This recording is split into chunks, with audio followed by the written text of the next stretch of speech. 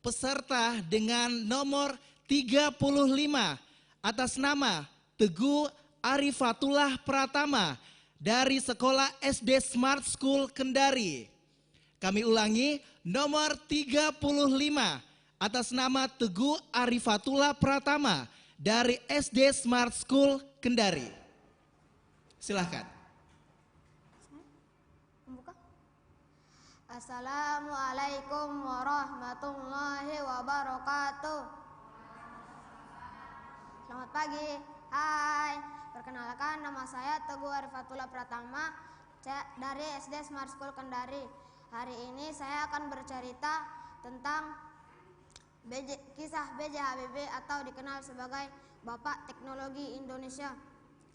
B.J. Habibie dikenal dengan nama lengkap Baharudin Yusuf Habibie. Ia biasa disapa dengan nama Rudi. Habibie merupakan salah satu orang yang paling jenius yang pernah dimiliki di Indonesia.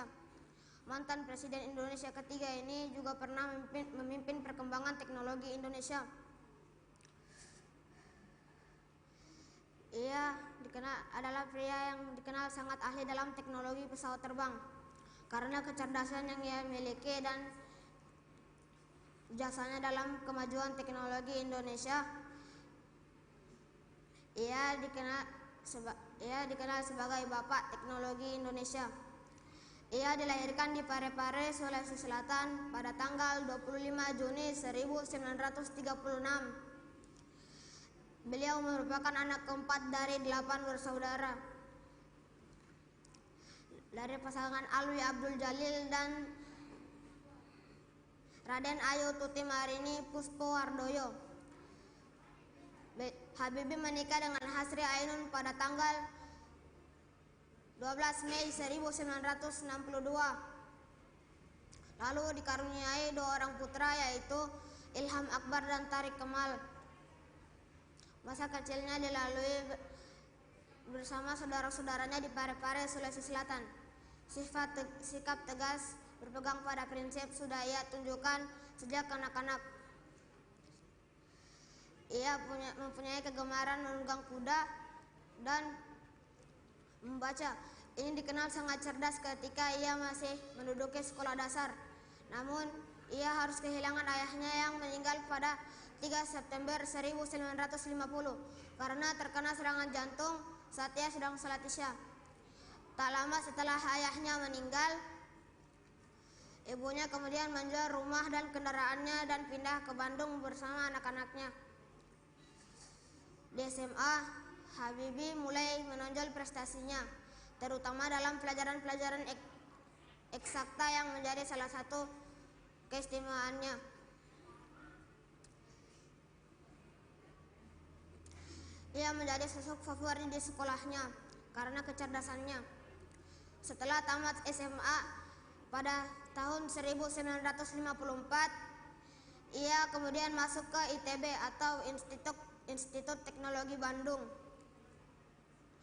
Ia tidak sampai selesai di sana karena ia mendapat beasiswa untuk melanjutkan kuliahnya di Jerman.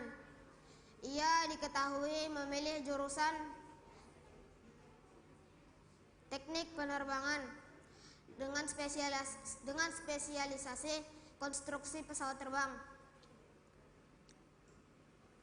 Kemudian ia menemukan rumus yang dinamai faktor Habibie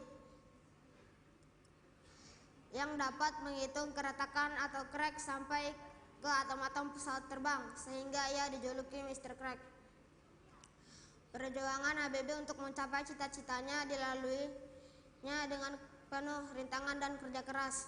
Musim liburan bukan liburan bagi beliau, justru kesempatan emas yang harus diisi dengan ujian dan mencari uang untuk membeli buku. Berbeda dengan teman-temannya mereka yang lain, mereka lebih banyak menghabiskan waktu liburan musim panas untuk bekerja mencari pengalaman dan uang tanpa mengikuti ujian. Di Indonesia, Habibie menjabat selama 20 tahun sebagai Menteri Negeri Ristek atau Kepala BPPT. Ia juga memimpin 10 perusahaan BUMN industri strategis. Pada tahun 1995, ia berhasil memimpin pembuatan pesawat N250 Gatot Kaca yang merupakan pesawat buatan Indonesia yang pertama. Pesawat N250 rancangan Habibie itu bukanlah sebuah pesawat yang dibuat asal-asalan. Pesawat N250 rancangan Habibie sudah terbang tanpa mengalami Dutch roll berlebihan. Teknologi pesawat itu sangat canggih dan dipersiapkannya untuk 30 tahun ke depan. Sekian cerita dari saya. Wassalamualaikum warahmatullahi wabarakatuh. Selanjutnya 64 atas nama Naira Azahra dari SD Smart School Kendari. Hadirin pemirsa dan juga dewan juri, inilah nomor tampil 64.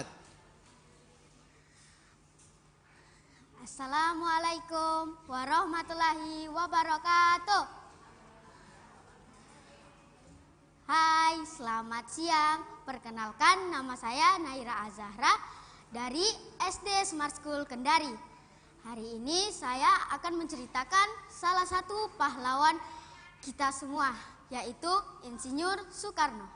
Biasa dipanggil Bung Karno. Ia lahir di Surabaya, Jawa Timur, 6 Juni tahun 1901. Ia mempunyai nama lahir Kusno Sosro Diharjo dan ibunya bernama Raden Sukemi dan ibunya bernama Ida Ayu Nyoman Rai. Semasa SD hingga tamat, ia tinggal di Surabaya, tepatnya di rumah Haji Umar Said Cokro Aminoto, seorang pendiri syarikat Islam. Setelah lulus SD, ia pun lanjut sekolah di sekolah HBS. Setelah lulus HBS, ia pun pindah ke Bandung dan melanjutkan sekolah ke THS atau sekarang dikenal sebagai Kampus ITB. Nah, singkat cerita teman-teman, Soekarno merumuskan ajaran Marhanisme dan mendirikan PNI atau dikenal sebagai Partai Nasional Indonesia. Setelah itu ia pun melanjutkan perjuangannya dan ia pun dikenal sebagai dan ia pun mendapatkan gelar insinyur pada tanggal 25 Mei tahun 1926.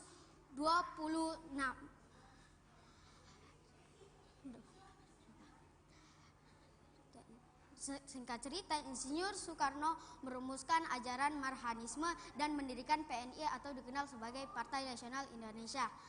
Belanda mengetahui hal itu, Belanda merasa semakin ketakutan dan akhirnya Belanda memasukkan Soekarno ke dalam penjara Sukamiskin Bandung pada tahun 1929. Soekarno yang tidak pernah berhenti untuk melawan si Belanda, akhirnya Soekarno pun kembali dimasukkan ke penjara dan dibuang ke Ende Flores. Lalu dipindahkan lagi ke Bengkulu. Setelah melalui perjuangan yang cukup panjang, akhirnya Soekarno pun dan Muhammad Hatta memproklamasikan Hari Kemerdekaan Republik Indonesia yang pertama pada tanggal 17 Agustus 1945. Dan ia pun dikenal sebagai Bapak Proklamator. Saat keesokan harinya, pada tanggal 18 Agustus 1945, Soekarno terpilih secara aklamasi sebagai Presiden pertama Republik Indonesia. Pada tanggal 18 Agustus tahun 1945 sebagai Bapak Proklamasi. Setelah itu, Soekarno dan Muhammad Hatta pun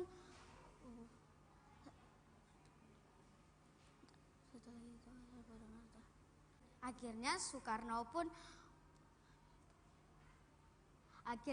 pun mengeluarkan pledoi Indonesia menggugat. Saat itu pada tanggal 21 Juni 1970 Soekarno meninggal dunia dan beliau pun disemayamkan di Jakarta, lalu beliau dimakamkan di Blitar dekat makam ibu beliau. Dan pemerintah pun menganugerahkannya sebagai pahlawan proklamasi. Sekian cerita dari saya. Wassalamualaikum warahmatullahi wabarakatuh. Waalaikumsalam warahmatullahi wabarakatuh.